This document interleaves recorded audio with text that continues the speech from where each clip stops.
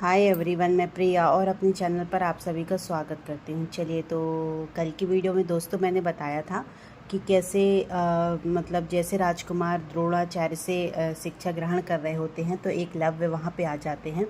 आज हम बताएंगे कि एकलव्य द्वारा गुरु दक्षिणा द्रोणाचार्य को क्या दी जाती है। खैर, वो उनको शिक्षा नहीं देते हैं। चलिए, तो देखिए, कहते हैं कि एकलव्य उस दिन के नित्य प्रति की भांति अभ्यास में रत थे। कैसे? वो क्या करते हैं कि द्रोणाचार्य की मूर्ति बना लेते हैं और उनको प्रणाम करते हैं और वहीं पे अभ्यास करते रहते हैं। तभी कहीं से एक कुत्ता आकर उस पर भौंकने लगता है। एकलव्य ने कुत्ते को भगाना चाहा, किंतु वह नहीं भागा।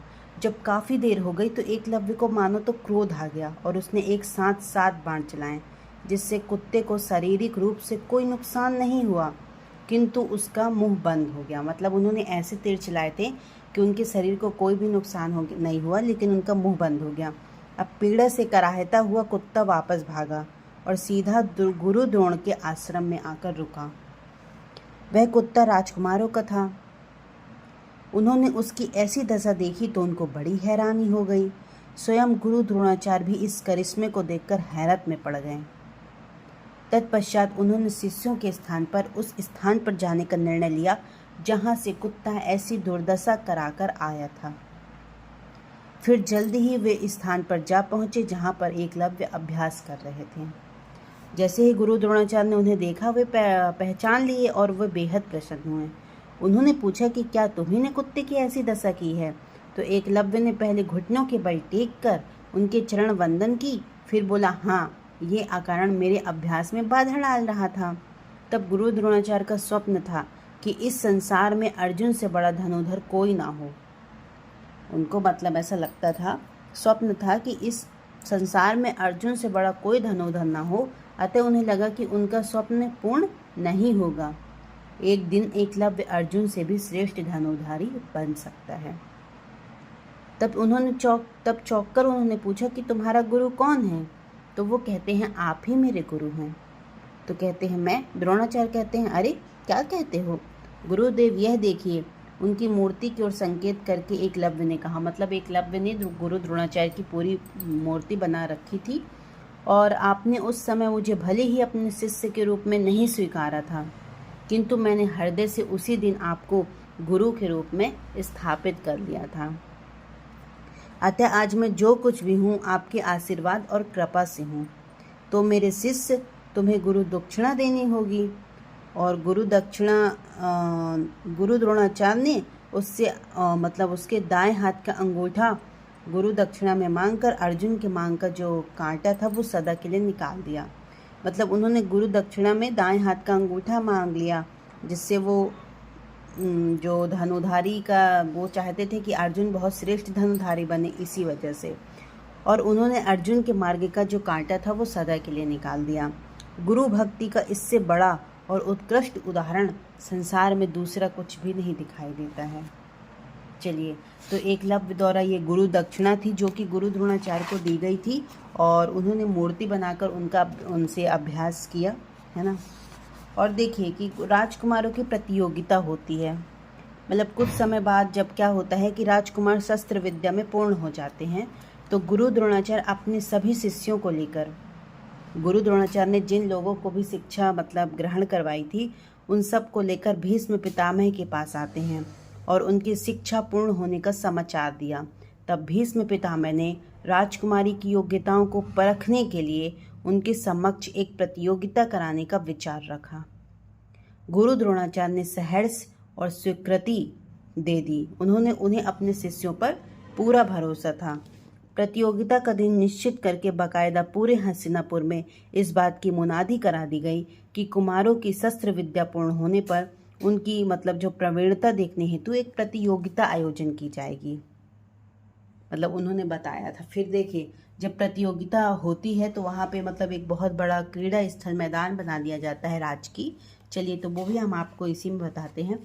देखिए, प्रतियोगिता स्थल हस्तिनापुर का जो राजकीय क्रीड़ा स्थल था और वहाँ पे मानो तो मेला सा जुड़ा हुआ था। मतलब बहुत सारे लोग वहाँ पे जुड़े हुए थे, जिसमें से हस्तिनापुर नरेश धृतराष्ट्र, भीष्म पितामह, प्रधानमंत्री विदुर और अन्य मंत्रीगण एवं सामंत एक और बैठे थे।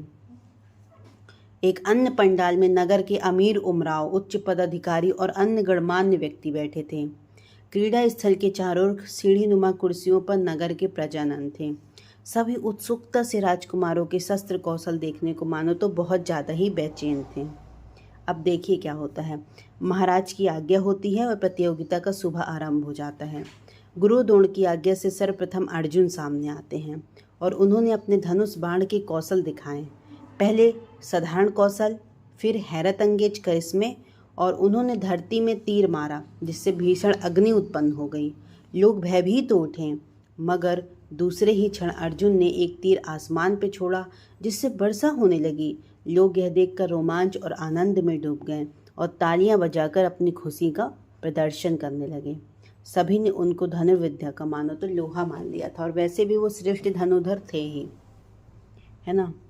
फिर इस तरह मतलब धनुधारी का प्रदर्शन होता है। सब कोई अलग अलग शास्त्रों में विद्वान थे। फिर दूसरा जो प्रदर्शन होता है वो गदधारियों का होता है। गदधारियों में दो ही महान योद्धा थे, या तो महाबली भीम या दुर्योधन। इन दोनों में पुरानी दुश्मनी थी। आपने भी देखा होगा, मैंने बताया है कुछ वीडियो में कि भीम को कैसे मतलब लोग मारने के लिए काफ़ी योजना बनाते हैं बचपन से ही। दुर्योधन भीम से भय खाते थे, इसलिए एक बार उसने षड्यंत्र रचकर भीम को विषाक्त भोजन खिलाकर नदी में फेंक दिया था, जहाँ से भीम सर्पलोक में जा पहुँचे। और वहाँ उनके एक नाना थे जिनकी कृपा से भीम को 1000 हाथियों का बल प्राप्त हो गया था और भले चंगे होकर वे अपने घर लौट आए थे। दुर्योधन की इस करतूत को भीम नहीं जान पाए थे, किंतु उनके बाद भी उनकी भिड़त होती रहती थी, मगर हर बार भीम ही दुर्योधन पर भारी पड़ते थे। मतलब हर बार भीम ही जीत जाते थे।